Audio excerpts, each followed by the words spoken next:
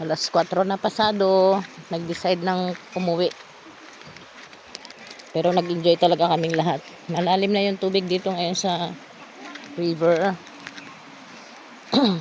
At doon banda, malakas ang ragasan ng tubig.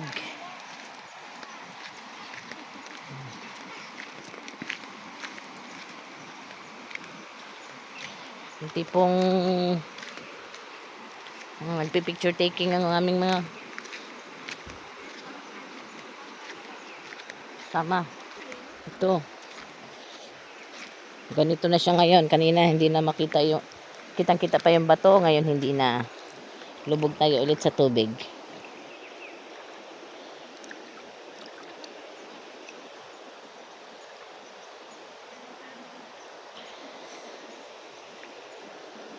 Ayun.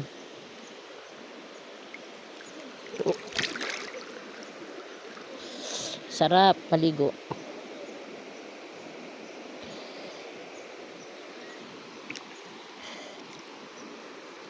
Ano? Hamon ko kayo. Oh, kayo. Ito may mga bato. Dito may mga bato ka pa pwede ma-kolekta dito. Dito pala may mga flat. So yan, magdala ng bato pang hilod raw. Nakuha ko kanina, parang hindi man magaspang yun. Kaya lang malalaki masyado para maging panghilod.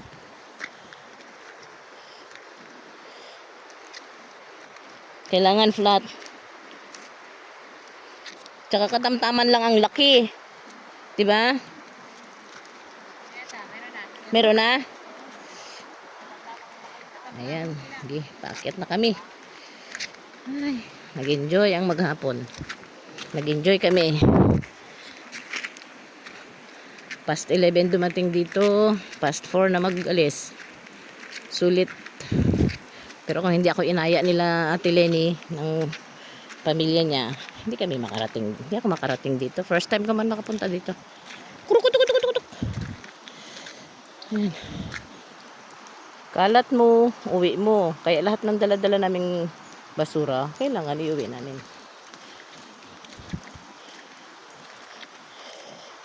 Pasyal kayo dito sa Montible River.